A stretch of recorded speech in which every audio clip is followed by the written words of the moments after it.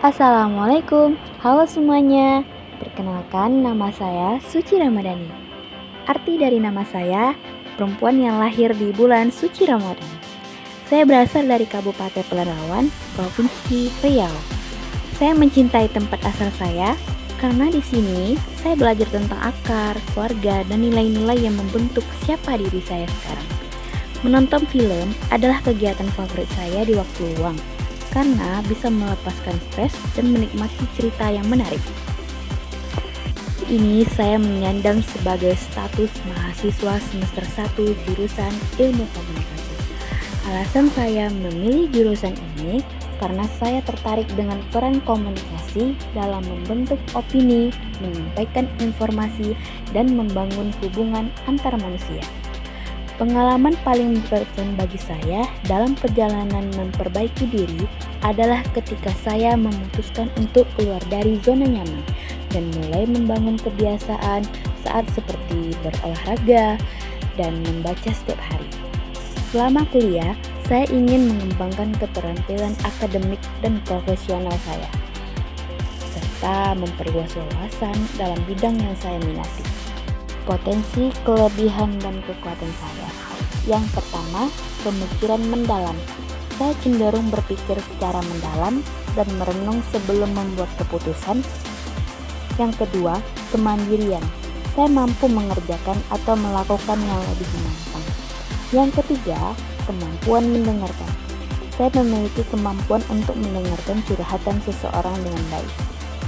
Saat bekerja mandiri, saya merasa paling percaya diri ketika saya dapat bekerja mandiri, fokus pada tugas yang ada, dan menghasilkan hasil yang maksimal. Saya memiliki keterampilan fokus dan mandiri yang memungkinkan saya untuk menyelesaikan tugas-tugas kompleks tanpa banyak gangguan. Minat dan bakat. Saya menikmati belajar secara mandiri dengan pendekatan yang terstruktur. Karena saya bisa mengatur waktu dan materi belajar dengan cara yang sesuai dengan kecepatan saya sendiri. Bidang desain atau pekerjaan mandiri lainnya sangat cocok dengan saya, karena saya cenderung lebih produktif dan merasa lebih nyaman bekerja sendiri. Pengakuan atas kemampuan. Pengakuan atas kemampuan saya dalam beradaptasi dengan cepat dalam situasi baru, karena saya bisa beradaptasi dengan cepat apapun dan dimanapun saya berada. Saya meyakini bahwa pencapaian akademik dan pengembangan keterampilan non-akademik harus berjalan beriringan. Hambatan utama yang saya hadapi dalam pencapaian tersebut adalah kurangnya waktu dan sumber daya yang terbatas. Untuk mengatasi hal ini, saya mencoba mengatur prioritas dengan lebih baik, membuat jadwal yang lebih terstruktur, serta memanfaatkan teknologi dan sumber daya yang ada meningkatkan efisien. Area. Saya cenderung merasa lebih nyaman dalam lingkungan yang kecil dan dikenal, dan berinteraksi dengan orang asing seringkali memicu rasa cemas dan kelelahan emosional. Saya merasa perlu banyak belajar dan berkembang dalam hal komunikasi, terutama dalam berinteraksi dengan orang lain secara lebih terbuka dan efektif. Langkah pertama yang saya rencanakan untuk memperbaiki kelemahan dalam komunikasi adalah mulai melibatkan diri dalam percakapan kecil secara rutin. Keterampilan yang menurut saya relevan untuk bidang studi atau karir yang saya pilih adalah kemampuan komunikasi efektif. Langkah pertama yang akan saya ambil untuk mengembangkan keterampilan tersebut adalah dengan mengikuti pelatihan atau kursus yang fokus pada komunikasi dan manajemen waktu. Inspirasi. Saya terinspirasi oleh orang-orang yang memiliki ketekunan dan semangat belajar yang tak pernah padam. Pencapaian kecil dan belajar membuat saya percaya bahwa tidak ada yang tidak mungkin asalkan saya mau berusaha dan sungguh-sungguh. Setiap kegagalan mengajarkan saya cara menjadi yang lebih baik. Kelebihan utama yang saya miliki adalah kemampuan untuk berpikir analitis dan memecahkan masalah. Saya perlu meningkatkan kemampuan komunikasi saya, terutama dalam situasi yang menuntut pengambilan keputusan cepat. 3 nilai hidup yang paling penting bagi saya adalah integritas, empati, dan tanggung jawab. Tokoh inspiratif saya adalah Nelson Mandela. Nilai perjuangan tanpa kekerasan, keberanian dalam menghadapi ketidakadilan, dan kemampuannya untuk memaafkan meski telah mengalami penderitaan luar biasa sangat memengaruhi pandangan hidup saya.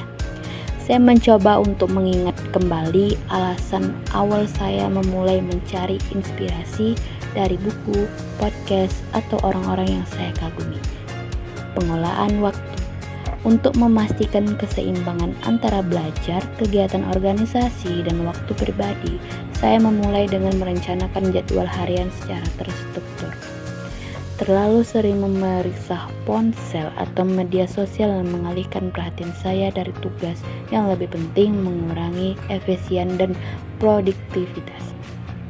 Untuk memastikan tugas-tugas penting selalu selesai tepat waktu, saya mengutamakan perencanaan yang matang dengan membuat daftar prioritas dengan waktu yang jelas. Refleksi. Setelah menghadapi kegagalan, yang pertama saya melakukan adalah merenung dan memahami apa yang salah agar dapat mengambil pelajaran berharga dari situ. Kapan terakhir kali saya merasa bangga terhadap diri sendiri?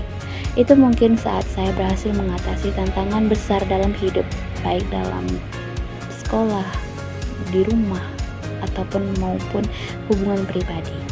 Untuk mengukur apakah saya sudah berkembang atau masih di tempat yang sama, saya melihat sejauh mana kemampuan saya dalam mengatasi tantangan baru, memperbaiki kelemahan, dan mencapai tujuan yang lebih besar dari sebelumnya.